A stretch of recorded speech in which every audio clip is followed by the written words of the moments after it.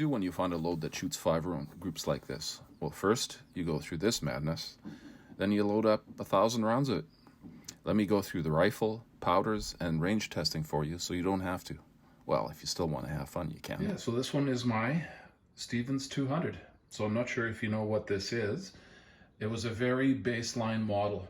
And essentially it's got a Savage action on it that you would find in a lot of their more expensive rifles. But with, you know, your typical pencil sort of thin barrel on it.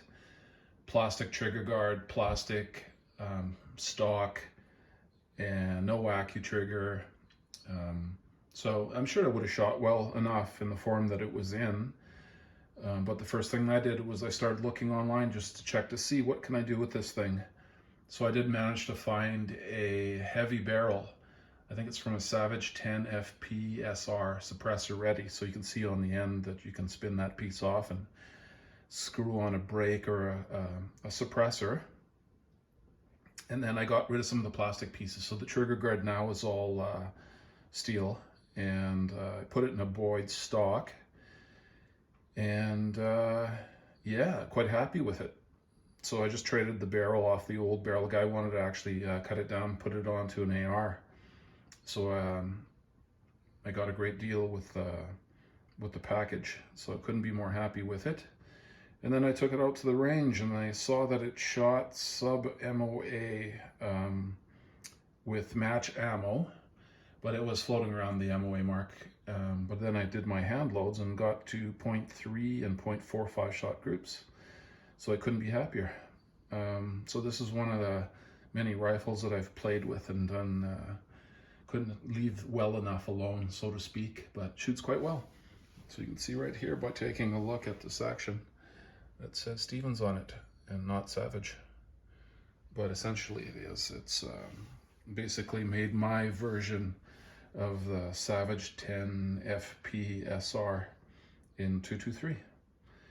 And for right now, it's got a Tasco 6x24 AO scope.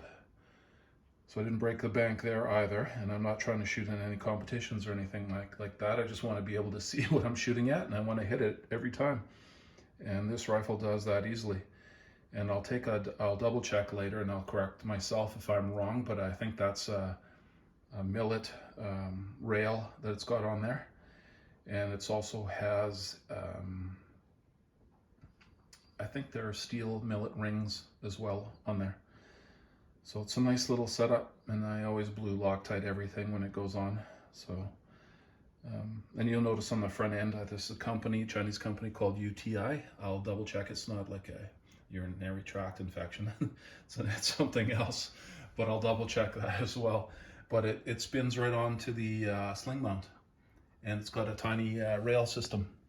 So now if you wanted to use it with a bipod, and you still got the other one there for attaching your sling. And sure, it's a bit heavier than it was before, but it doesn't move around so much when you're shooting in the wind, that type of thing.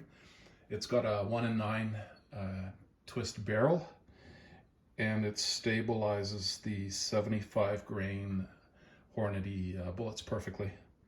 So that's, I've seen a lot of people posting that they're having issues getting those bullets to stabilize in the rifles, and it's not a problem with any of the Savages, at least that I've shot.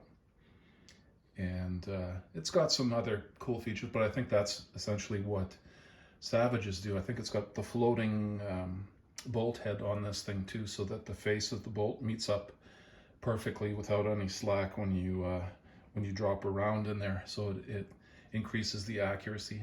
And the old plastic stock had no real way of bedding anything. You could have bedded it in there, I suppose, but there were no pillars. So this was, the next step would have been to bed this rifle into this stock. But if you're shooting 0.3 or 0.4 and nothing's moving around for 5-shot groups, then you shouldn't really be too concerned. So I'll show you here in the next little bit. I'm going to go through what we did with this for the reloading. We shot some 50, I think, 55, might even been 52 grain Hornady stuff, some 75, and then we did 2 different powders. We had a pound of H4895, so we kind of went with that, and that worked out great. And then the BTHP N133 was also a fantastic powder. I think it was maybe slightly more expensive and a lot harder to get your hands on, but I love this thing. Pretty happy with it. I'd love to do this with others. So if you can see a Savage 200 out there and you want to do something similar, it's a very easy base model to work from. And I do believe I actually paid something like maybe $299 for it right from the store at the time.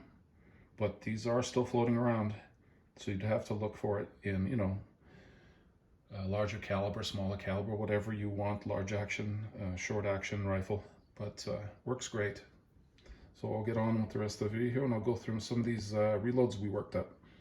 A friend and I shot, and what we did was I took my rifle, he took his Mossberg MVP and 223, and we worked through our reloads and we tried to find something that would work the best. We split the difference between the both of us. So, you know, maybe I had something that shot 0.3 of an inch and his was, you know, we tried to make his the best we could. So we didn't necessarily pick the one that was the best for me. We split the difference. So I think we settled on something that shot like a half MOA. And one of the things I noticed with mine is I had no issues with some of the higher powered loads we were doing versus with his MVP, he was getting primers being pierced and things like that. But we weren't, you know, over limit on the rounds. So what we ended up doing is, and maybe I'll do another video on this later, you can look at your primers and you'll notice that the primer thicknesses are different. So CCI bench rest primers, I think, have a thicker cup. The metal's a little bit more solid there. So if you're using it in a semi or something like that, you're not going to be as concerned so much, maybe with slam fires. And then I'll do another video here where I shoot and I take my groups that are shooting like 0.3, 0.4 of an inch, and I try them with 4 or 5 different types of primers just to see what the difference is. So I'll post that video here coming up soon too. Next one after that might be my heavy barrel through weight. That's not been really heavily modified. It's basically in factory form. This one I forgot to mention has also got a Rifle Basics trigger. So I think this took this one down to 2.5 pound pull on the trigger. So it's not necessarily some sort of hair trigger that you have to worry about, but if you're trying to shoot those fine groups, that trigger is going to be an issue maybe. It didn't come with the AccuTrigger like a lot of the more expensive Savage rifles, so I sort of made my own there. And it's working out great. So on to the rest of the video, guys. First section here, we're shooting some Hornady match ammo because we have it. 75 grains, .926, and this stuff probably work in every rifle you're going to try. Reloading, you tune to your rifle. You can maybe get a smaller group than this, but not bad, 0.926 inches to start. Maybe your guy doesn't shoot much, so that's maybe good enough for you for the rest of the year. Next one here is the Hornady Super Performance Match, .811, so, you know, comparable. And here's our Rosetta Stone. And, you know, it says that there's some higher 23.8, 23.6. Stop at 23.3 because that's as high as the manual says, and that's where we stopped. 22.9 grains here. Says it's safe and quick load, but it says, watch it, buddy, you're getting close. 0.814 MOA. So, you know, right off the bat, we've already equaled the expensive match ammunition. 0.693, we shot that the next day or a couple days later. You know, pretty decent. 23.0, still within the safe zone. 23.3 was the max. And we're 2791 feet per second. 0.551 MOA. So we've already beat the expensive match ammunition. We've halved the group size.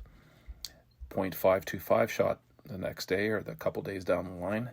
So comparable, very consistent. And here's a video I'm going to present for you later. It's on what difference the primers make. But .330 shot between heartbeats. Didn't have any coffee that day. That type of thing, right? So almost the same hole. And that's the winner, essentially. 23.1 grains. kept going here, and 2,303 feet per second, and saying, hey, buddy, you're getting near dangerous pressures. 0.980 MOA. So we're back to the match ammo, and it doesn't look like it's going the right way here. 0.795 MOA for 23.1, but whatever, we're going to test it. And basically, we did some more testing beyond that, and I think we stopped at 23.5 grains, which was, in hindsight, stupid. If you take a look at it, my groups are smaller at 23.0. Manuals, you have to watch different editions. It's going to say something safe on an early edition, and then a later edition it's going to go back and goes, oh no, stop at 23.3. So essentially that's what we did. We stopped at 23.0. We went and tested a couple beyond that, but 23.0 was fantastic. Now, the next video I'm going to present for you, and I got a couple more. We shot 50 and 55 grain AMAX ammo with different powders, N133 and H4895 again. And we shot some fantastic groups in that bullet weight as well. So this was all shot through a 20-inch barrel, 1 9-inch twist. And the next videos I'm going to present, we're going to have my rifle and my buddy Mike's rifle, which is Mossberg MVP. He's shooting through a 24-inch barrel. So I got to rerun my quick load data so that it shows you the velocities in both. His probably are going to be higher for the same amount of powder because you're pushing it through a longer barrel. You can push it for a lot longer. So I'll present that for you. And like I said, I'll have another video coming up here that does showing you the difference between the 4 different types of primers, I believe. There was the CCI stuff, there was Remington, there was Winchester, there was Federal. And sort your brass if you're going to do stuff like this. So you want to be consistent, right? Take your time, weigh everything properly, double check everything. But always watch out. People are idiots. You got to watch what's posted on the idiots on the idiot net. It's the internet, right? People are going to say things. Oh, this is my favorite round, and then you run it through something like quick load and verify in manuals, and you go, wow, that was incredibly stupid. You're going to blow yourself up, and a lot of people do this type of thing, right? So watch it. If the manual says 23.3 grains, stop right there.